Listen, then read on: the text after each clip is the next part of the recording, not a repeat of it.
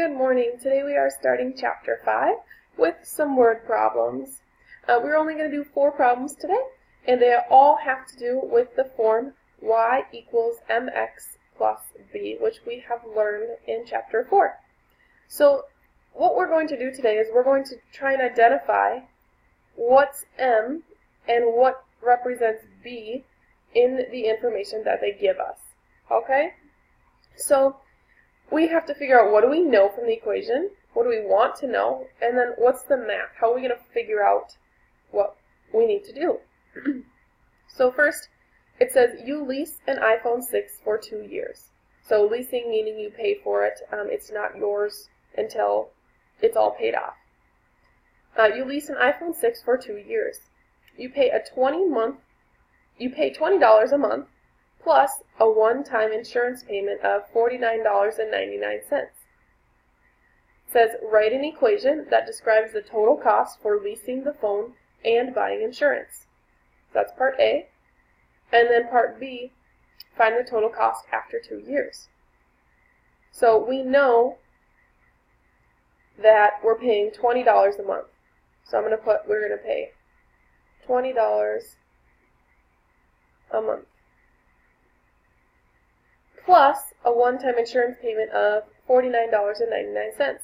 So I'm going to say that we also have to pay a one-time fee of $49.99 for insurance. So those are the 2 pieces of information that we know. We want to know the cost after 2 years. Well, before I even put that, I'm going to move that down here a little bit. Part A is asking us, where's my pen? Part A is asking us to first write an equation. So first we want an equation. Then part B, we want to find the total cost after 2 years. So this would be part B. So then we need to do some math. So I told you that we're using this equation y equals mx plus b. An easy way for me to figure out what's m and what's b, they gave us 2 pieces of information. M is the one that we are going to do many times. What are you going to pay many times? And B is what is your beginning pay? Or what do you have to begin by doing? One-time thing that you do just to set up your phone or to start working or whatever the question's asking. What are you going to do one time? Because B, remember, is where we're beginning on our y-axis. What's that one-time fee? Where are you starting at? And then M is going to be our slope, what we're doing many times. For example, we know we're going to have to pay this $20 many times because it's every single month you have to pay that $20. So I know that the $20 a month is really going to be M, because that's what we're doing many times. And the one-time fee, that's our beginning, that's B. So I know this is M and this is B. Well, now I can write an equation. So for part A, my equation, y equals M, which we just said was the $20, x, because that's part of our equation, plus B, which is $49.99. So we have our equation. This is telling us y, which is going to be our cost, our total cost is going to be $20 times x, which would make sense that x would be the number of months, because aren't we paying $20 every month? Plus our beginning cost of $49.99. So if you just think about it, you guys, the beginning cost plus what you pay every month would give you your total, which is just the letter y in this equation. So we did part A, we wrote an equation using M and B. Now we want to find the total cost after 2 years. Well, didn't we just say x was the number of months? Because we're paying $20 per month. So this is in years, so if you think first, how many months are in 1 year? Well, I know 1 year is 12 months. MO is short for months. So 2 years, if we double this, 12 and 12 would be 24 months. So instead of plugging in a 2, we're really going to plug in 24 because we're paying the number of months 24 times. That's 2 years.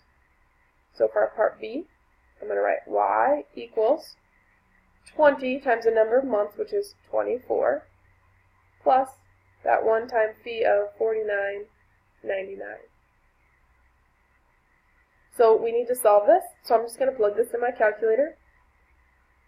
I would type in 20 times 24 first, and we get 500, oops, not 500, 480, and then we have to add $49.99. So if we add those two numbers together, we get $529.99. So after 2 years, you'll have paid about $530 for your phone, which makes sense because most people have to pay their phone per month unless you pay for it up front. So, overview of what we did. We identified what's M and what's B based on our equation, y equals mx plus b. We wrote the equation, and we know that we're paying $20 per month, so x must be the number of months, plus the one-time fee of $49.99. All of that added up would give us our total cost. So we just plugged in the number of months after 2 years, which was 24 months, and solved this equation. Let's try another one just like it. You are training for basketball tryouts. Currently you practice 10 hours each week. Your plan is to practice an additional 2 hours each week. Write an equation that gives you the total number of hours you practice each week as a function of the number of hours you have been practicing since you started increasing the number of hours you practice each week. You guys, this is a lot of information. The only word you need to look for here is equation. Write an equation. I don't even care what the rest of this really says.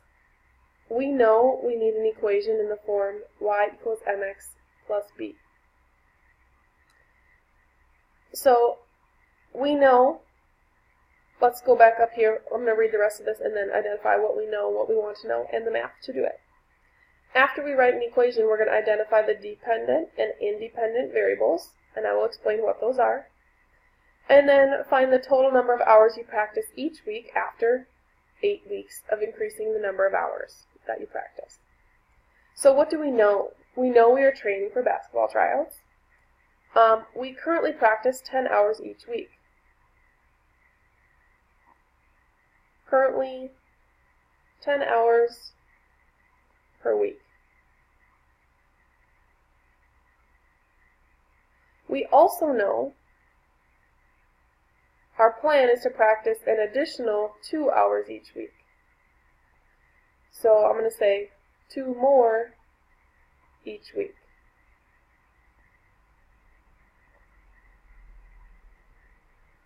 So those are the 2 pieces of information we know. There's 3 questions here now, so we want to know 3 things. A, first we want to know an equation. Then part B, we want to know the independent and dependent variables.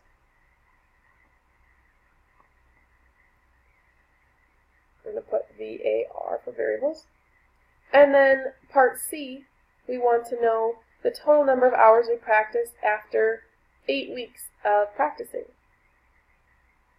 So find the total after 8 weeks. So let's start with part A. We need our equation in the form y equals mx plus b. So I like to think first, what are we beginning with? Oops. What is our beginning point? Where are we starting? We know we are currently practicing 10 hours per week. So that is going to be my beginning amount of time that I'm spending on basketball. And then what am I going to do many times? Well, every week I'm going to add 2 more hours. So that is going to be my M. I'm going to do that many times. Every week I'm going to add 2 more hours of practicing basketball. So now that I have m and b, I can write my equation. So y equals m, which is 2x, plus b, which is 10. So to read this, you guys, we're practicing 10 hours plus 2 hours every week. So x must be the number of weeks, would give us our total number of hours. Okay? We don't need to write these words if you don't want to. It's just going to help you understand what this equation really means. And then part B, identify the independent and dependent variables. Well, the only variables we have are x and y. So we need to say what does x really mean and what does y really mean? Well, x we just said was the number of weeks, and y is going to be our total cost, or not total cost, total number of weeks, not number of weeks, total number of hours that we're practicing basketball. So I'm going to write total hours there. So one of these is going to be independent, and one is going to be dependent. So if you're independent, you don't rely on anyone else. So if I'm going to tell you that you are independent in getting to school, that means you are only responsible for yourself getting to school. You might walk to school or ride your bike. But if you're dependent, you might be dependent on the bus to pick you up or your parents to drive you. So you're relying on something else happening in order to get that outcome. So the independent variable in this case is normally what we plug in to our equation. If we're going to plug something into this equation, we normally are going to plug it in for the letter x. We also get to decide how many weeks we're going to practice basketball. So that's independent. We get to decide that. So our independent variable is x, the number of weeks, and our dependent variable must be then y, because the total number of hours that we spend depends on how many weeks that we're going to practice. So y would be our total number of hours, and it depends on the other variable. So this one is always relying on x. Well, we need to know how many weeks in order to figure out the number of hours, okay? And then last part, C. Find the total number of hours you practice each week after 8 weeks of increasing the number of hours. So we're going to plug in an 8 for the number of weeks. So number of weeks, that represents x. So I'm going to take my equation, y equals 2x plus 10, and instead of an x there, I'm going to put an 8, because the 8 is x, the number of weeks.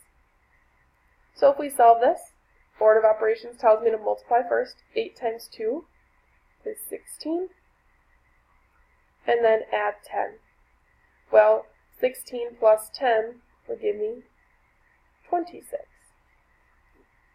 So y, which was our total number of hours, would be 26. So it's 26 hours that we would spend on basketball after 8 weeks of practicing basketball. Flip over to the back side. This one is very similar, except it's talking about landscaping, or making your yard look pretty in terms of plants and bricks and shrubs and all that kind of stuff. So it says a landscape supply business charges $30 to deliver mulch. Mulch is just trees that are chopped up into little tiny chunks that people put in their yards. So they charge $30 just to deliver it. The mulch costs $23 per cubic yard. This word per is important because it means we're going to do it multiple times. Every single yard costs $23. So we are going to have to do three things. First, write an equation that gives the total cost in dollars of having mulch delivered to the site as a function of the number of cubic yards ordered. Equation and function both tell you that you're going to have to write something in the form y equals mx plus b. And then we're going to have to identify the dependent and independent variables. and then find the cost of having 8 cubic yards of mulch delivered. So first, what do we know? We know that the mulch costs $30 to deliver. Doesn't matter how much you order, you got to pay that one-time fee of $30 in order for them to deliver it to your house. And then we also know that it costs $23 per cubic yard. What do we want to know? Well, first we want to know an equation. It's a Q. Equation. Then part B, we want to know the independent and the dependent variables. And then part C, we want to know the cost. So find the cost of buying or having 8 yards delivered. Find the cost of 8 yards. So first let's start off with our equation. We need to identify M and B. Well, B is what we begin to pay, your one-time fee, and remember M is what you're paying many times. So our B, well, which one do you begin by paying? I'm pretty sure that you only have to pay this $30 one time. So that beginning fee is $30 just for them to deliver it. And then M, our thing that we have to pay many times, is $23 because it's every single yard we have to pay $23. Oops, so not 23. That would be M. We're paying this many times. So our equation, y equals M, which is 23, x, plus b, which is 30. So there's our equation, y equals mx plus b. You guys, right here, we decided that it was $23 per yard. So $23 times the number of x, which is the number of yards. Doesn't look like yards. Let me try that again. So the cost per yard plus the $30 would give me the total cost. So let's decide which one is the, oops, this is B, independent variable, and which one is the dependent variable. So if you think, there's two ways easy to think about this. Which one are you going to plug in? And then which one depends on the other? Does the total cost depend on the number of yards you get? Or does the yards depend on your total cost? Well, that doesn't make sense. If the total cost has to depend on how many yards you're going to buy. So I know our dependent variable is y, the total cost. In our independent variable, we could decide we could buy any number of yards of mulch. It doesn't matter. We get to decide. We're independent people. We get to decide how many yards that we are going to buy, or think that's what we're plugging in to our equation. X, the number of yards of mulch. And then last part C. Find the cost after buying 8 yards. Okay, so that means yards is right here. We're going to plug that in, that 8 for X. So instead of an X, I'm going to plug in 8. 23 times 8 plus 30. So I'm going to plug this in my calculator. Order of operations tells me to multiply first. So 23 times 8 gives me 184. And then we have to add 30. Gives me 214. So y was our total cost. So it's going to cost $214 to have delivered 8 yards of mulch. 8 cubic yards of mulch. Alright, last one. I would like you to try this one on your own. And if you're not quite sure, click play to see if you get it correct. So first, a sunflower in Precious's garden was 12 centimeters tall when it first was planted. So that's something we know. The plant is 12 centimeters tall to start, when it was first planted. Since then, it has grown approximately 0.6 centimeters per day. So it's another piece of information we know. It grows 0.6 centimeters per day. Again, this word per is important because it tells you it's going to happen multiple times every single day. So what do we want to know? Part A, we want to know to write an equation right there. Equation. We know it's going to be in the form y equals mx plus b. That expresses the sunflower's height in terms of the number of days since it was planted. Part B, we want to know the dependent and the independent variables. This relates to science as well, if you guys have talked about independent and dependent variable at all. Dependent and independent variables. I'm shortening those because it's a lot of long words to write. And then part C, how tall is the sunflower after 2 weeks? So I'm just going to put how tall after 2 weeks. All right. So first, let's write our equation. In the form y equals mx plus b, b is where we're beginning, and m is what we're going to do many times. Beginning, well, right here we're starting at 12 centimeters tall, so that's going to be b. And we're growing 6 centimeters per day. Well, every single day, many times, we are growing 0.6 centimeters. So that's going to be, not b, but m is for many, many times. So our equation, y equals m, which is 0.6, x, plus b, which is 12. So there's our equation. And if you think about this equation, it's 0.6 centimeters per day. So x must be the number of days. So every day it's growing, growing, growing to give us a total, what? We're talking about how tall the plant is, or total height of the plant. And that's, you can look here, write an equation expressing the sunflower's height, here's the height, in terms of the number of days since it was planted. So you can look right back up here, height, days, it tells you what those mean. So part B, now our dependent variable and our independent variable. Well, if you think about dependent, which one's dependent on the other? Does the height depend on the number of days that it's been, or do the number of days depend on the height? Well, if you think about it, you can't figure out the height until you know how many days the plant has been growing. So our dependent variable would be y, the total height. Because also, what we would plug into our equation, we would plug in the number of days to figure out the total number, or the height of the plant.